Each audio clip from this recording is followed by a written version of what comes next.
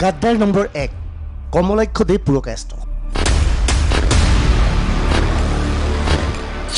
গাদ্দাৰ number 2 Abdul Rashid Mandal. গাদ্দাৰ number 3 Aftabuddin Mollah. গাদ্দাৰ number 4 Rekibuddin Ahmed. গাদ্দাৰ নম্বৰ 5 নন্দিতা দাস। গাদ্দাৰ নম্বৰ 6 যাদৱ স্বৰ্গীয়ৰী। প্ৰদেশ কংগ্ৰেছৰ সভাপতি ভূপেন বৰাই এই 6জন গাদ্দাৰক চিনাক্ত কৰিছে। ৰাষ্ট্ৰপতিৰ নিৰ্বাচনত এই 6জন বিধায়কে ক্ৰছ ভোটিং কৰিছিল। নতুন দিল্লীত ভূপেন বৰাই অসমৰ দায়িত্বত থকা সাধাৰণ সম্পাদক জিতেন্দ্ৰ সিঙৰ হাতত দাখিল কৰা প্ৰতিবেদনত এই 6জন বিধায়কৰ নাম উল্লেখ কৰিছে। পুনৰ দৰ্শকৰ জ্ঞাতৰ্থে জনাইছোঁ, ভূপেন বৰাই গাদ্দাৰ হিচাপে চিনাক্ত কৰিছে 6জনক। তেওঁলোক ক্ৰমে কমলাক্ষদেৱ পুৰকায়স্থ, আব্দুল ৰছিদ মণ্ডল, আফতাবুদ্দিন মোল্লা, ৰেকিবুদ্দিন আহমেদ, নন্দিতা দাস আৰু যাদৱ স্বৰ্গীয়। আচলতে কংগ্ৰেছ নেতৃত্বই ভূপেন বৰাক দিল্লীলৈ তলব কৰিছিল। ৰাষ্ট্ৰপতিৰ নিৰ্বাচনত অসমত কেনেকৈ ক্ৰছ ভোটিং হ'ল বুলি প্ৰশ্ন কৰিছিল। ভূপেন বৰাই দিল্লীৰ নেতৃবৰ্গক জনাইছে যে কংগ্ৰেছৰ 6জন বিধায়কে ক্ৰছ ভোটিং কৰিছে। কিন্তু বাস্তৱিকতে 6জন হয়নে নাই সেই বিষয়ে আমি ব্যাখ্যা আগবঢ়াম পৰৱৰ্তী সময়ত। কিন্তু বাস্তৱ সত্যটো হ'ল জিতেন্দ্ৰ সিঙৰ হাতত ভূপেন বৰাই দাখিল কৰা গোপন প্ৰতিবেদনত এই 6জন বিধায়কৰ নাম উল্লেখ আছে। নিখিল ভাৰত কংগ্ৰেছ কমিটিৰ আমাৰ ভাৰপ্ৰাপ্ত সাধাৰণ সম্পাদক জিতেন্দ্ৰ সিং ডাঙৰীয়াক সবিস্তাৰে গোটেই যিটো সাম্প্ৰতিক পৰিস্থিতি সেই সম্পৰ্কত আমি কৈছোঁ আৰু ইতিমধ্যে তেখেতে আমাৰ আৰু শীৰ্ষ নেতৃত্বৰ সৈতে কথা পাতি তেখেতৰ ক'বলগীয়াখিনি কৈছে আৰু মই বিশ্বাসী যে আমাৰ যিটো দলীয় নেতা কৰ্মীৰ অভিযোগ সেই অভিযোগটো AICCয়ে গুৰুত্ব সহকাৰে লৈছে আৰু আমাৰ সৈতে AICC একমত আৰু প্ৰকৃত দোষীক বিচাৰি উলিয়াই পেলাই শাস্তি দিয়াৰ দায়িত্বও AICCয়ে লৈছে আৰু সেইটো সময়ত তাৰ প্ৰতিফলন সকলোৱে দেখিব। এই তালিকাখন পোৱাৰ পিছত সমগ্ৰ বিষয়টো গুৰুত্ব সহকাৰে হৈছে জিতেন্দ্ৰ সিং। জিতেন্দ্ৰ সিঙে দলত গাদ্দাৰ থকাটো বিচৰা নাই। জিতেন্দ্ৰ সিঙে এই ক্ষেত্ৰত খুব প্ৰকাশ কৰিছে। নতুন দিল্লীত সাংবাদিকে প্ৰশ্ন কৰিছিল সেই গাদ্দাৰ কেইজনৰ নাম ক'ব নেকি, কিন্তু জিতেন্দ্ৰ সিঙে নাম প্ৰকাশ কৰাৰ পৰা বিৰত। कुछ मेरे पास कुछ शक के दायरे में आए हुए हैं लोग हैं। इस प्रेस वार्ता के दौरान उचित नहीं रहेगा कि मैं किसी का नाम यहाँ करूं, लेकिन मुझे उसके लिए पुष्टि करने के लिए मुझे कुछ और कार्रवाई करनी पड़ेगी। मैं जब मुझे पूरी पुष्टि हो जाएगी उसके ऊपर मैं कार्रवाई करूँगा। স্বাভাৱিকতে প্ৰশ্ন হৈছে এই 6জন বিধায়কে গাদ্দাৰী কৰিলে কিয়? ভূপেন বৰাই কেৱল 6জন বিধায়কে গাদ্দাৰী কৰিলে বুলি অভিযোগ উত্থাপন কৰিছিল, কিন্তু বাস্তৱতে 6জন নহয় কংগ্ৰেছৰ অধিক বিধায়কে গাদ্দাৰী কৰিছিল। সেই বিষয়ে জানিও দিল্লীৰ নেতৃত্বক অৱগত কৰা নাই প্ৰদেশ কংগ্ৰেছৰ সভাপতি ভূপেন বৰাই।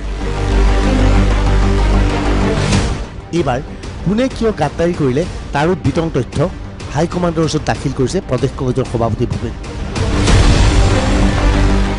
কমলাক্ষ পুৰকায়স্থ সমষ্টি পুনৰ নিৰ্ধাৰণৰ প্ৰতিশ্ৰুতি।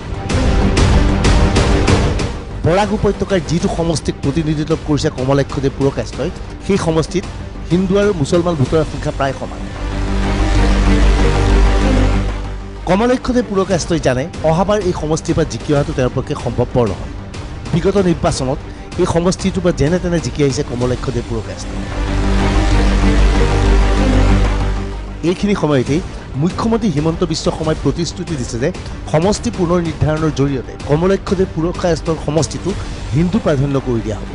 মুখ্যমন্ত্ৰীৰ এই প্ৰতিশ্ৰুতিৰ বাবে কমলাক্ষদেৱ পুৰকায়স্থই প্ৰকৃততে দ্ৰৌপদী মুৰ্মুৰ সপক্ষে ভোটদান কৰিলে বুলি গোপন প্ৰতিবেদনত উল্লেখ কৰিছে প্ৰদেশ কংগ্ৰেছৰ সভাপতি ভূপেন। আব্দুল ৰছিদ মণ্ডল গুৱাহাটীত এটা ফ্লেট দিয়াৰ প্ৰতিশ্ৰুতি। ইতিমধ্যে DY 365ৰ 24 ঘণ্টা অনুষ্ঠানত মহানগৰীৰ ৰিজেণ্ট পেৰাডাইজ নামৰ অট্টালিকাটোৰ এটা ফ্লেট চাবলৈ যোৱাৰ কথা উল্লেখ কৰা হৈছে। ভূপেন বৰাই জানিবলৈ দিছে AIUDFৰ বিধায়ক কৰিমুদ্দিন বৰগোহাঁয়ে মুখ্যমন্ত্ৰীৰ হৈ প্ৰতিশ্ৰুতি দিছে যে ক্ৰছ ভোটিং কৰিলে বৰ্তমান ভাড়াঘৰৰ পৰা থকা সেই ফ্লেটটো ক্ৰয় কৰি দিয়া হ'ব আব্দুল ৰছিদ মণ্ডল। আফতাবুদ্দিন মোল্লা সন্তানৰ চিকিৎসাৰ দায়িত্ব। প্ৰদেশ কংগ্ৰেছৰ সভাপতি ভূপেন বৰাৰ প্ৰতিবেদনত আফতাবুদ্দিন মোল্লাক গাদ্দাৰ হিচাপে চিনাক্তকৰণ কৰা হৈছে। আফতাবুদ্দিন মোল্লাৰ সন্তান শাৰীৰিকভাৱে অসুস্থ। প্ৰতি সপ্তাহত বৃহৎ পৰিমাণৰ ধনৰ প্ৰয়োজন হয় আফতাবুদ্দিন মোল্লা। ভূপেন বৰাৰ প্ৰতিবেদনত উল্লেখ কৰা মতে আফতাবুদ্দিন মোল্লাৰ সন্তানৰ চিকিৎসাৰ দায়িত্ব বহন কৰাৰ প্ৰতিশ্ৰুতি দিছে মুখ্যমন্ত্ৰী হিমন্ত বিশ্ব শৰ্মাই। ইতিমধ্যে মুখ্যমন্ত্ৰীৰ ফালৰ পৰা বিগত সময়ছোৱাত এই চিকিৎসা বিপৰীত বহন কৰি থকা হৈছে। সেয়েহে আফতাবুদ্দিন মোল্লাই মুখ্যমন্ত্ৰীৰ কথামতে ভোটদান কৰিছে দ্ৰৌপদী মুৰ্মু। ৰেকিবুদ্দিন আহমেদ সমষ্টি উন্নয়নৰ প্ৰতিশ্ৰুতি। ভূপেন বৰাৰ মতে ৰেকিবুদ্দিন আহমেদ হিমন্ত বিশ্ব শৰ্মাৰ অতি ঘনিষ্ঠ। হিমন্ত বিশ্বৰ ঘনিষ্ঠতাৰ বিষয়ে উল্লেখ কৰি প্ৰতিবেদনত ভূপেন বৰাই কৈছে, ৰাষ্ট্ৰপতিৰ ভোটদানৰ পিছৰ দিনাই হিমন্ত বিশ্ব শৰ্মাৰ সৈতে একেখন হেলিকপ্টাৰত উঠি সমষ্টিৰ নিকটৱৰ্তী স্থানৰ এক চৰকাৰী অনুষ্ঠানত অংশগ্ৰহণ কৰিছিল ৰেকিবুদ্দিন আহমেদ। মুখ্যমন্ত্ৰীৰ হেলিকপ্টাৰ যিটো সময়ত বিজেপিৰ বিধায়ক উঠাটো সম্ভৱপৰ নহয়, সেইটো সময়ত ৰেকিবুদ্দিন আহমেদক একেলগে হেলিকপ্টাৰত লৈ গৈ মুখ্যমন্ত্ৰীয়ে এই ধাৰণা দিব বিচাৰিছে যে ৰেকিবুদ্দিন আহমেদ তেওঁৰ ঘনিষ্ঠ। সেয়েহে ৰেকিবুদ্দিন আহমেদে গাদ্দাৰী কৰিছে বুলি অভিযোগ উত্থাপন কৰিছে প্ৰদেশ কংগ্ৰেছৰ সভাপতি ভূপেন বৰাই। নন্দিতা দাস সমষ্টি উন্নয়নৰ প্ৰতিশ্ৰুতি। নন্দিতা দাসৰ সমষ্টিত সংখ্যালঘু ভোটাৰ যথেষ্ট আছে। সেয়েহে নন্দিতা দাসে কোনো ক্ষেত্ৰত বিজেপিলৈ আহিব নোৱাৰে। কিন্তু নন্দিতা দাসৰ অতি ঘনিষ্ঠ সম্পৰ্ক মন্ত্ৰী অজন্তা নেওগৰ সৈতে। নন্দিতা দাসে সমষ্টিৰ উন্নয়ন বিচাৰিছে। সমষ্টিৰ কেইবাটাও বাট পথ নিৰ্মাণৰ বাবে মুখ্যমন্ত্ৰীক অনুৰোধ জনাইছে। মুখ্যমন্ত্ৰীয়ে সকলো কাম কৰি দিয়াৰ প্ৰতিশ্ৰুতি দিছে। বিনিময়ত নন্দিতা দাসে দ্ৰৌপদী মুৰ্মুৰ সমৰ্থনত ভোটদান কৰে।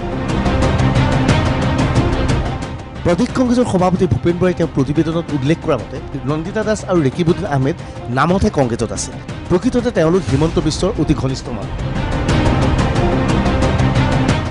বিজেপিলৈ যাব পৰা নাই যদিও হিমন্ত বিশ্বৰ শৰ্মাৰ হৈ কাম কৰি আছে এই দুই বিধায়ক। যাদৱ স্বৰ্গীয়ৰী সমষ্টি উন্নয়নৰ প্ৰতিশ্ৰুতি।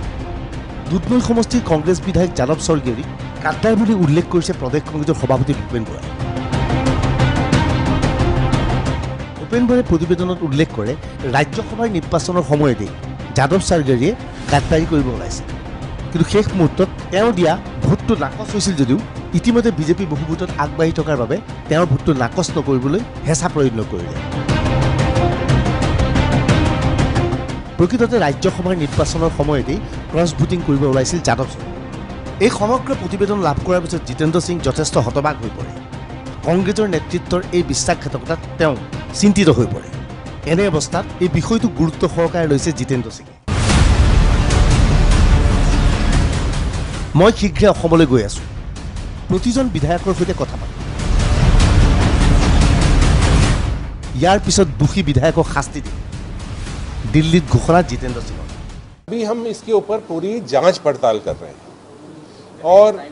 और जांच पड़ताल के लिए शीघ्र ही होगा। मैं खुद वहाँ जाऊँगा, मैं खुद जाकर सभी माननीय विधायकों से बात करूँगा, पार्टी के लोगों से बात करूँगा।